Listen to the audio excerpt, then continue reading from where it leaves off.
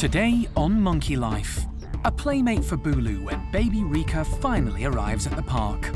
Happy that we're able to help them out and do the right thing for them, but how sad that these little guys aren't with their mothers. A tense time for the team when chimp Jestah undergoes a tooth operation. It's all the warning you ever get. Jeremy, we're going to need you. And Kalo the loris has a special visitor. She hasn't seen another loris in a very, very long time.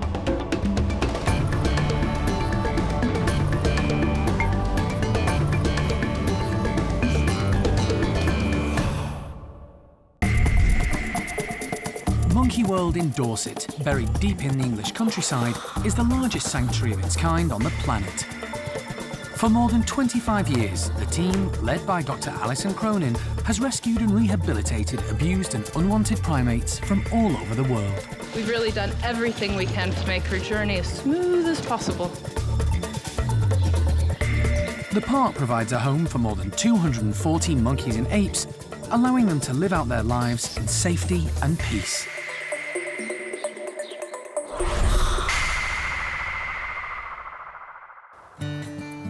Most of the residents at the park are already asleep, but there's excitement among the orang team. They're about to welcome a very special new resident who they're hoping will be a great playmate for baby Bulu. We're just waiting the last final few minutes for a new arrival, which is little baby Rieke from Zoo Berlin. They left at 3 o'clock in the morning from Berlin, and it's gonna be probably about a 16-hour trip to get all the way here to Dorset. For Rieke, the journey from Berlin will have been no problem. I suspect for the people on board, they're gonna be pretty tired. The journey has gone to plan, and Rieke is due any moment. They're just hoping Bulu will stay awake long enough to say hello. Sort of exciting, 2 baby orangutans, boy and girl, Sumatran orphans. So, you know, tragic, it's really sort of mixed emotions. Happy that we're able to help them out and do the right thing for them, but how sad that these little guys aren't with their mothers. We'll have to make a decision as to whether or not we give Hsaio-quai the opportunity to pick up the new female baby. She hasn't picked him up, but who knows, maybe the signals aren't right and maybe they would be with Rieke. Finally, the wait is over. Good evening. Hello, good evening. Hello. You Andre? I'm Andre, yes. I'm Alison. Hello. Pleased to meet you. Nice to meet you.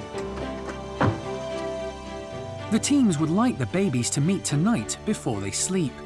Rieke is only 6 weeks old and is much smaller than Bulu. Wow.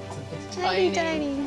No, 2.8 kilos? 2.6.5. She's surprisingly awake after her long journey and immediately shows an interest in Bulu. Your shoulders, so you're, facing. Oh my. He seems quite curious about her too. That's nice. Yeah. What a gorgeous baby, huh? It's really a nice cooperative program, huh, between Budapest Zoo, Zoo Berlin, and Monkey World. And so we're all working together to make sure that these babies grow up in the very best circumstances possible, which for them is to be with other orangutans. So far, so good. It looks like Bulu and Rieke are going to get along. But in the morning, the teams will have to decide whether introducing Rieke to Hsaio-quai is the best plan.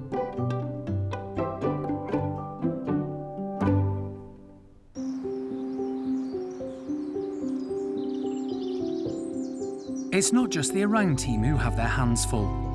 Over at the bachelor's enclosure, the chimp team are preparing to take Jestah to the park's hospital.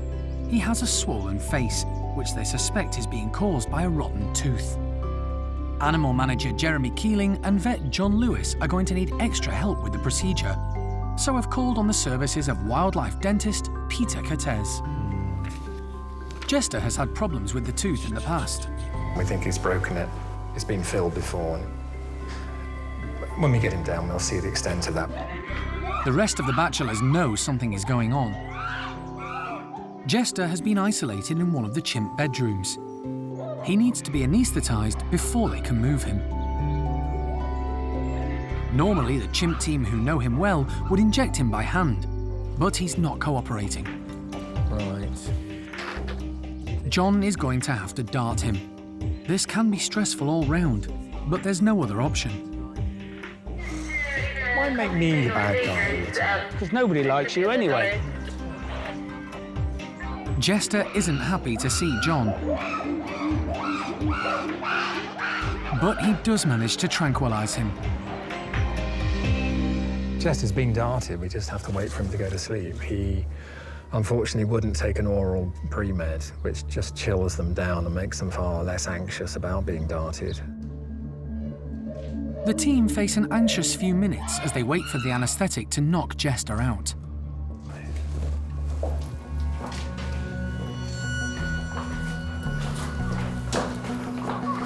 Well done, chaps. It's a bit scrunched up, so let's stretch him out a bit. Let me go a bit further. Right. It's only a short journey to the hospital, but they need to move fast, as John doesn't like any of the primates to be under anaesthetic any longer than they need to be.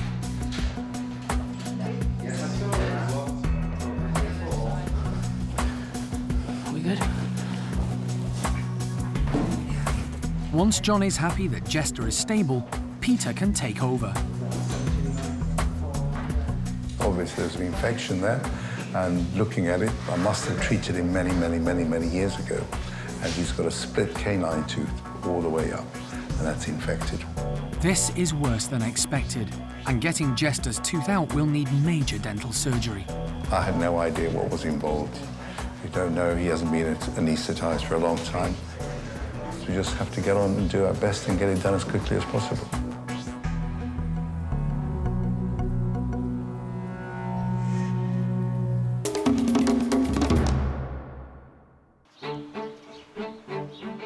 Another chimp has also been getting a lot of attention recently.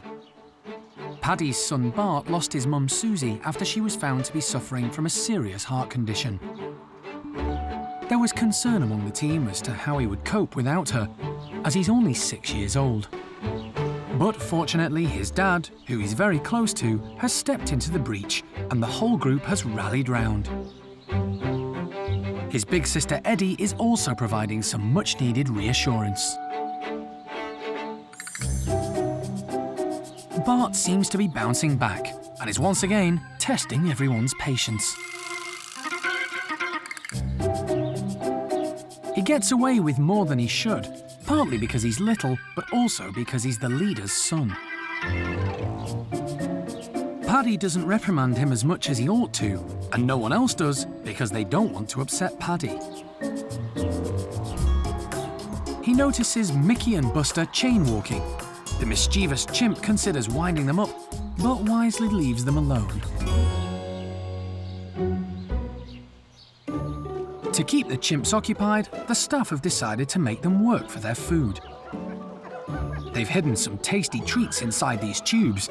The chimps are going to have to work out how to get to them. In true chimp style, they grab as many as they can.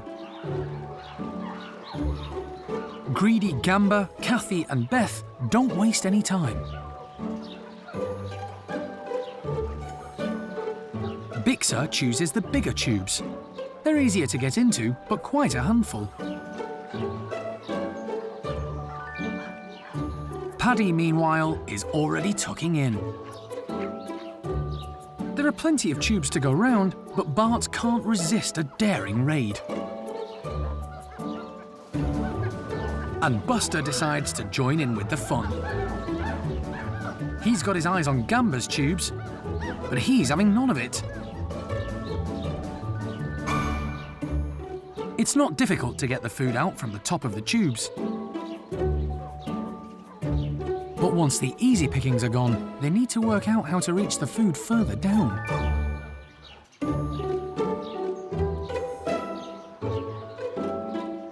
Eventually, they realise brute force works perfectly well.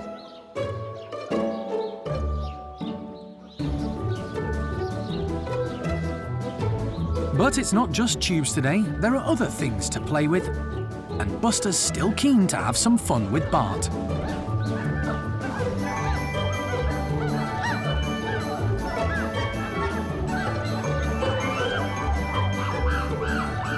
Bart knows if it all gets too much, he can play his trump card and use his privileged position. His dad Paddy is the boss, and he can sit right next to him and even share his food. So Buster will just have to find someone else to annoy.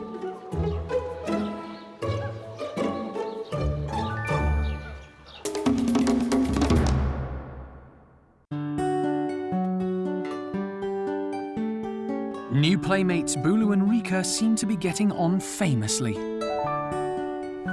They are quite interested in each other automatically, which is fantastic to see. It's every primate's instinct.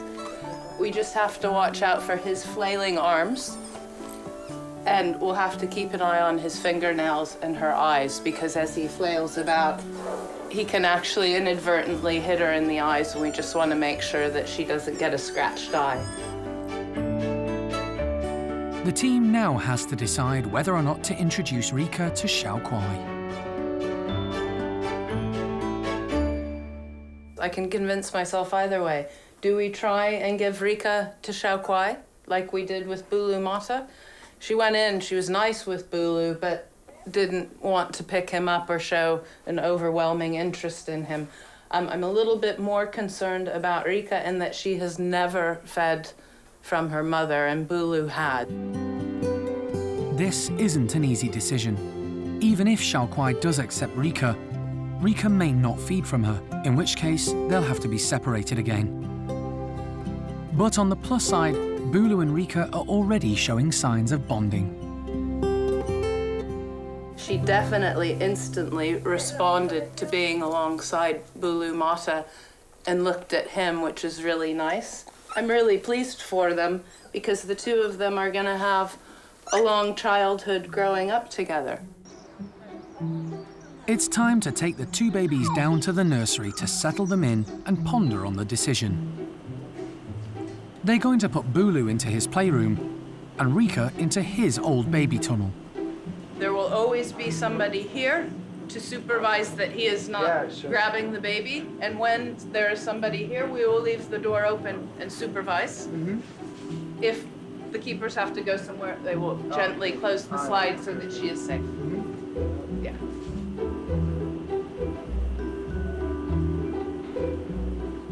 Now we just have to make the big decision. Are we going to let Hsaio-quai have a go or not? And that's a really difficult decision. We can give her a try. I'm not sure that she's going to actually pick up the baby because I think she's a bit preoccupied with all of her sons in this house. The two babies are blissfully unaware of what could be about to happen.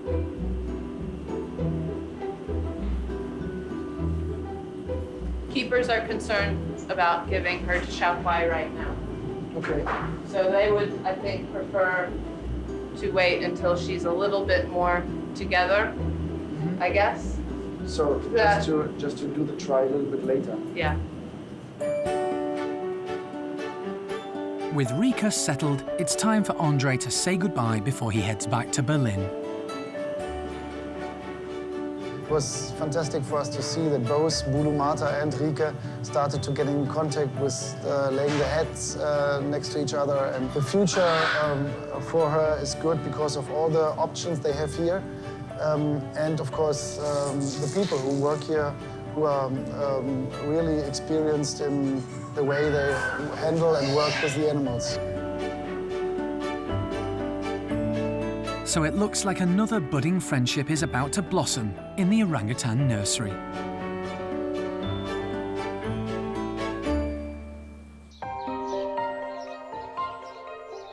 In the park's hospital, Jester is ready to have his infected canine tooth removed.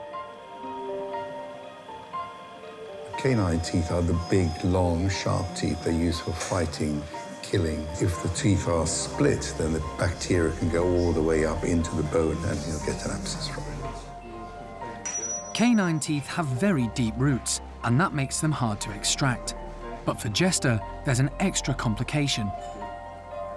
Getting the gum back so I can get to the bone, but it's such a long-standing infection that it's really fibrosed and the bone is really overgrown.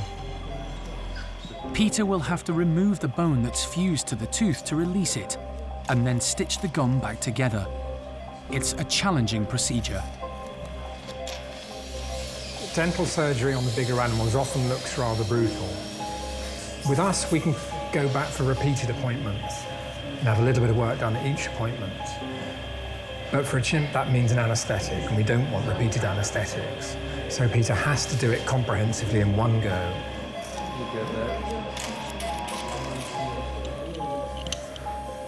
There is part of the tooth that was split. Once both parts of the tooth are out, Peter starts to stitch the gum back in place. It actually has closed up very nicely. Suddenly, Jester's heart rate starts to rise. Lower forceps on that. That's right. You know, it's up to 72 now. It's kind of gone up. It looks like he's starting to wake up. John has to act quickly. Jeremy, we're going to need you. And that's all the warning you ever get. He carefully adjusts the level of anaesthetic. We just picked up a rise in the heart rate. You have to be on your toes all the time. Once Jester is stable, Peter finishes the job. Drop a local coming up, lignocaine hydrochloride. We aim to keep them sufficiently deep on the anaesthetic, but you don't want them so light that they help the surgeon. Sometimes the line between the two is a little fine. With the drama over, the team wastes no time in taking Jester back to his chimp house, where they'll bring him round.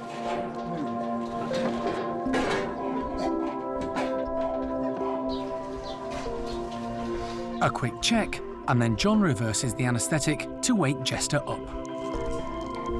Thanks. The big chimp slowly rouses. Tomorrow he'll be back with his housemates, feeling a bit sore, but on the road to recovery. At the other side of the park, life is much calmer for slow loris Kalo. Loris are nocturnal primates, and the house has been adapted to make it dark during the day so that Kalo is active during daylight hours. He's been in quarantine on his own since he was rescued from the Maldives. But today, he's getting a special visitor. We have Doris the loris arriving at Monkey World from Sheldon Wildlife Park. However, recent results from a DNA test on Kalo might throw a spanner in the works. He turned out to be a she, so we had to change her name to Bulu. It's not so straightforward that female slow loris will live together compatibly. Apparently, Doris the loris has lived with another lady before, so it's possible. If the two females do get along, the plan is for both loris to live at Sheldon, as they have nocturnal facilities. But it's better that their first meeting is here in Dorset.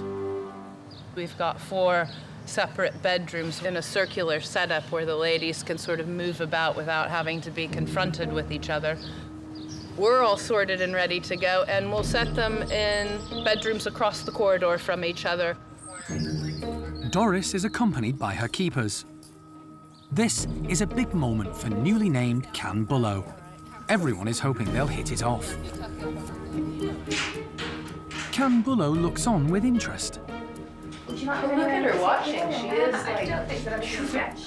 From a vantage point, she keeps a close eye on what's happening, and then announces herself. So if, oh, another squeak. Wow. Bulu's found her voice all of a sudden with Doris, and here we've heard a couple of squeaks now.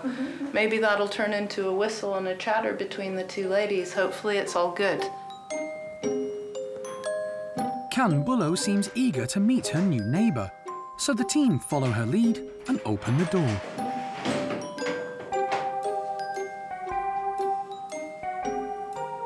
Boou, as we call her, short for Bulu.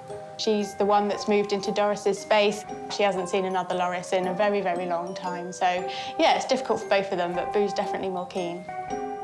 The two slow loris move around each other, slowly.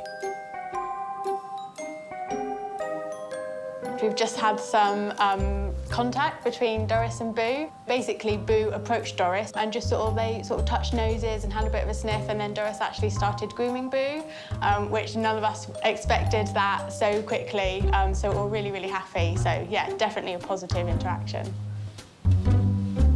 And it seems with Doris, she's also really active, she's really confident. Boou following, asking her to play quite a lot, but she's not bothered, you know. If Boou comes over to her, they'll have a little groom and then they'll just separate again.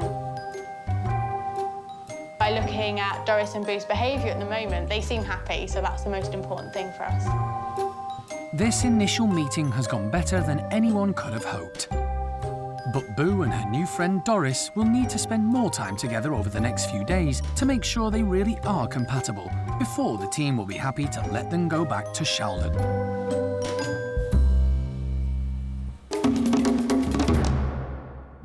Next time on Monkey Life. Double Trouble, Rieke and Bulu prove to be quite a handful.